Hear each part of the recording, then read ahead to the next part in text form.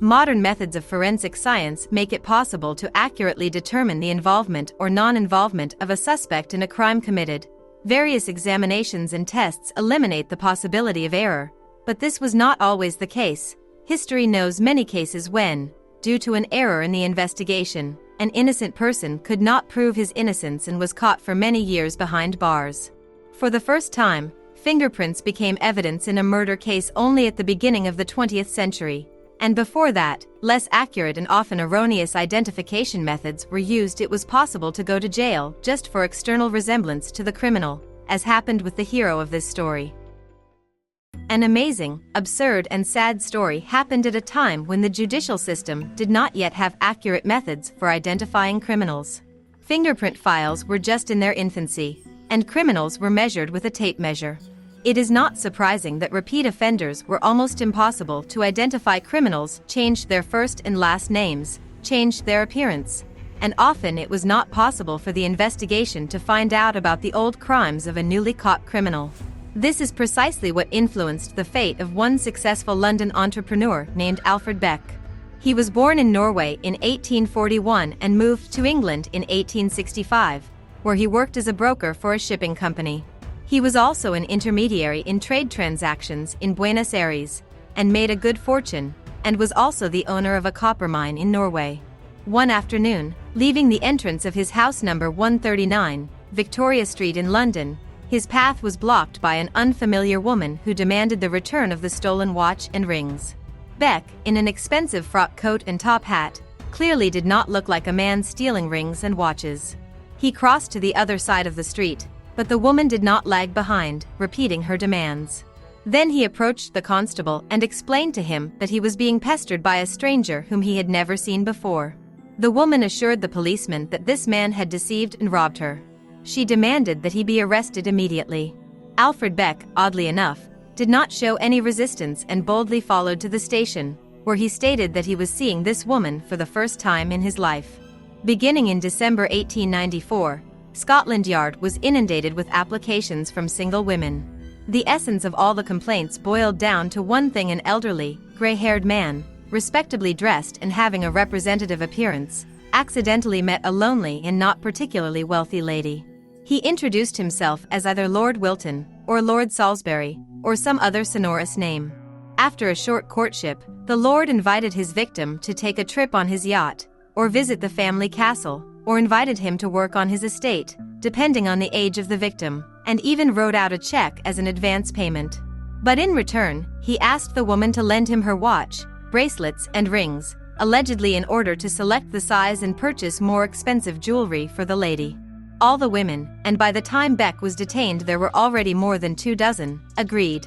After which the Lord, along with the jewelry, disappeared forever, and the check, naturally, turned out to be counterfeit.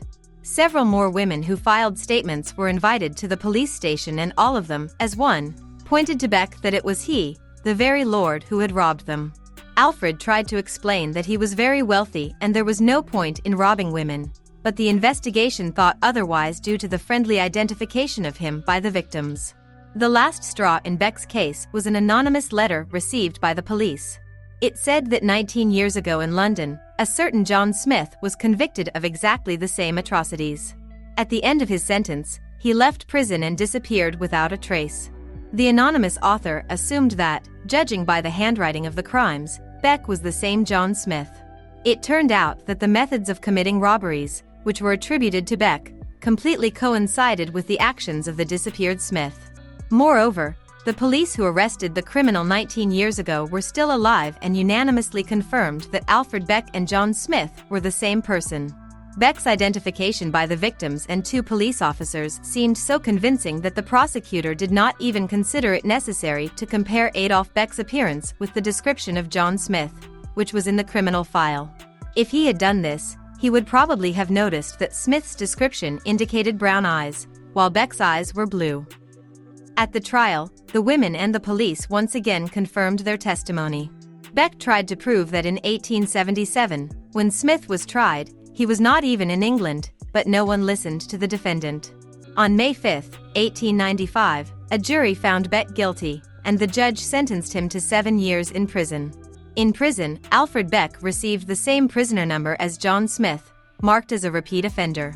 From 1896 to 1901, Beck filed 10 applications asking for a retrial of his case, constantly repeating that he was in South America in 1877 and could not have committed the crimes of John Smith. But in England there was no court of appeal yet, and Beck was given only the opportunity to waste paperwork and money on lawyers. Alfred Beck spent 7 long years behind bars. After leaving prison, he spent the remaining funds to prove his innocence, but it was all in vain. The stain of shame seemed to have grown on him forever. But this was not the end. On April 15, 1904, Beck left the house on Tottenham Court Road, in which he had settled shortly before. When he stepped onto the sidewalk, an unfamiliar woman ran up to him and said, "You are the same person who took my jewelry a month ago," and disappeared. He almost fell from horror. Panic seized him. The nightmare of 8 years ago, the nightmare that had driven him to his bunk for 7 long years, was beginning anew. Moreover, everything developed according to the old scenario: ridiculous charges, a police station, a protocol, and numerous victims pointing their fingers at Beck and shouting, "It's him. It is he." From all this, the inspector concluded that Beck had resumed his usual adventures.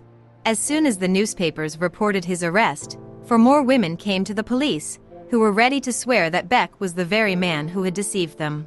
The tragedy repeated itself, only this time the Beck no longer had money for expensive lawyers. However, last time they did not help him much. Cruel fate, which took away his reputation and 7 long years of imprisonment, this time came to the aid of the Beck.